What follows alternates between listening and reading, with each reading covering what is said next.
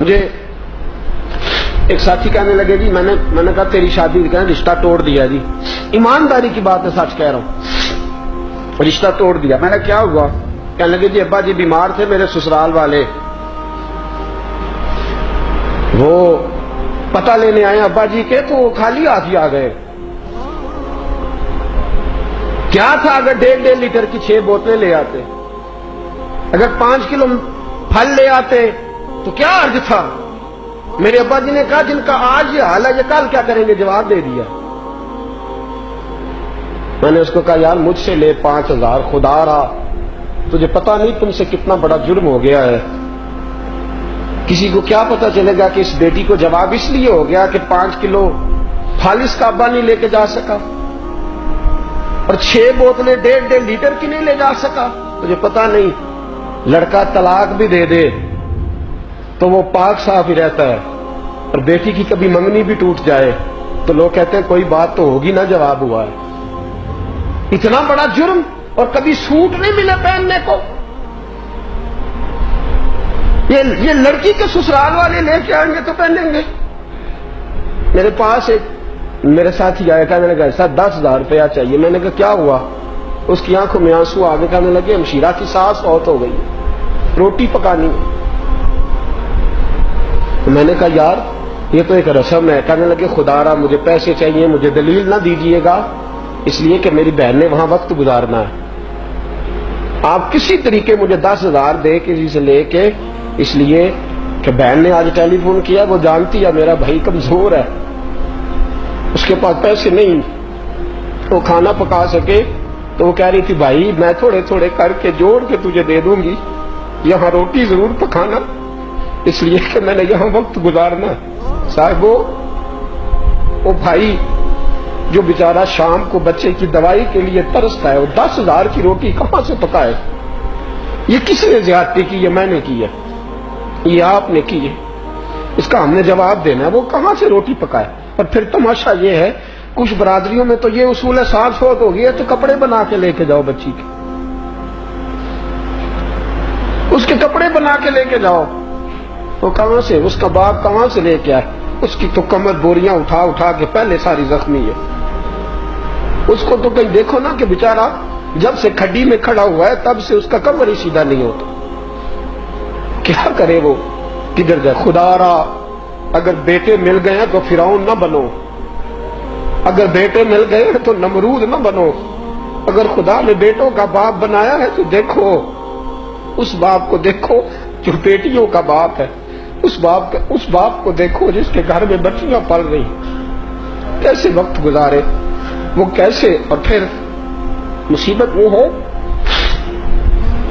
کہ اب تو اللہ تعالیٰ فضل فرمائے عالم یہ ہو گیا ہے کہ بیٹی سے شادی کوئی نہیں کرتا، اس کے مکان سے، اس کی کوٹھی سے، اس کی جائیداد سے.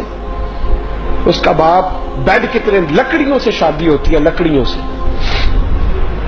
بینک بیلنس سے نکاح ہوتا ہے. غریبوں کی بچیوں کی عمریں گزرنے کو آئی ہیں. یہ میں نے مشکل کیا، یہ آپ نے مشکل. خدا را سوچو، اس کو سمجھو. کسی نے تو پہلا قدم اٹھانا ہے، کسی نے تو آگے بڑھنا ہے، کوئی تو ہے. یہ کیا مال دولت کا چکر، ہر آدمی اسی دوڑ کا شکار ہو گیا. تو یہ جو ہم نے رشتہ داریاں اس طرح کی بنائی ہیں. مجھے ایک صاحب کہنے لگے ایک دفعہ جناب میں نے کہا یار تیرے غریب رشتہ دار ہیں، ملنے کیوں نہیں جاتا؟ کہنے لگا جی کیا جائیں ملنے، ان کو تو کسی کو کھانے کھلانے کا ڈب نہیں آتا، 3 طرح کے کپ لا کے آگے رکھتے ہیں. میں نے کہا تجھے پتہ نہیں نا غربت مصیبت کتنی بڑی ہے، رشتہ دار تو تیرے ہی ہے نا، دادا تو پیچھے ایک ہے نا، تو اتنا اچھا ہے تو تو اس طرح کرنا، 2 درجن کپ ساتھ لے جا، 2 درجن گلاس لے جا نا، رشتہ دار تو تیرے ہیں نا وہ، تو لے جا 2 درجن گلاس ساتھ لے جا، 2 درجن کپ لے جا، ایک ڈنر سیٹ اٹھا لے جا گھر. لیکن تجھے بھی اسی کو رشتہ دار کہنے میں مزہ آتا ہے جو لینڈ کروزر میں بیٹھا ہے. جو گدا گاڑی پہ بیٹھا وہ تو رشتہ دار ہی نہیں نا، چاہے بیچارہ حلال رزق اکٹھا کر رہا ہے، مزدوری کر رہا ہے. تو ظلم و ستم کی وجہ سے رشتہ داریاں آج ٹوٹتی ہیں. میرے تکبر نے، میرے غرور نے، میرے بڑے ہونے نے یہ ساری مصیبتیں کھڑی کی ہیں. میری عاجزی ہوتی، انکساری ہوتی، خلوص ہوتا، پیار ہوتا، درگزر ہوتا، معافی ہوتی، اعلیٰ ظرفی ہوتی، تو سنو میرے نبی پاک کے لفظ۔ سید عالم خطبہ دے رہے ہیں، جمعے کا خطبہ۔ حضور نے فرمایا جس کا کوئی رشتہ دار ناراض ہے میری محفل سے اٹھ کے چلا جائے، نکل جائے۔ صحابہ کہتے ہیں محبوبہ رحمت للعالمین نبی ہے، ابو جال کا بیٹا آئے تو نکالتا نہیں، ابو لہب کی بیٹی آئے تو چادر ملتی ہے، سونیا یہاں تو کافر فاسق مجرم کو پناہ ملتی ہے، اور پہلی دفعہ کسی کو دربار سے نکالا ہے تو وہ بہت بڑا مجرم ہوگا نا جس کو نکالا، نکل جاؤ دربار میرے سے، اٹھو، جس کا کوئی رشتہ دار ناراض ہے جاؤ، اور زیادتی اس کی ہے جس نے اس کو ناراض کیا ہوا ہے، اگر وہ شخص جس نے زیادتی کر کے اپنے عزیز کو نکالا ہے وہ نکل جائے میری مجلس سے۔ جہاں کافر فاسق فاجر کو آنے کی اجازت ہے، رشتے توڑنے والے کو اجازت نہیں وہاں آئے۔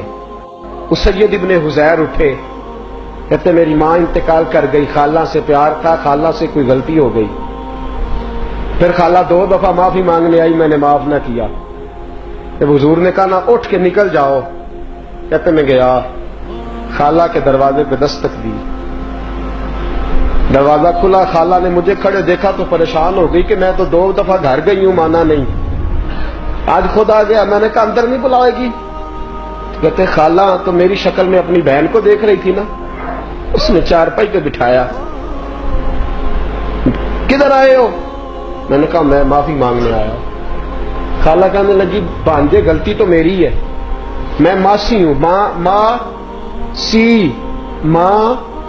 ماں جیسی، ماں سی، بیٹا تو معافی، میں تو 2 بار تیرے گھر گئی تھی معاف نہیں کرتا تھا۔ تو سید ابن حزیر رو پڑے، کہنے لگے رسول پاک نے مجلس سے نکال دیا، حضور نے، نکل جاؤ، پہلے منا کے آؤ۔ خالہ کہنے لگی چل پھر میں نہیں معاف کرتی۔ کیوں؟ کہنے لگی چل نہ اٹھ، میں بھی تیرے ساتھ چلتی ہوں، تو مسجد میں چلے جانا اور میں سیدہ فاطمہ کے پاس بیٹھ جاؤں، تو مسجد جانا اور میں حضرت عائشہ کی چادر رحمت میں پناہ لے لوں گی۔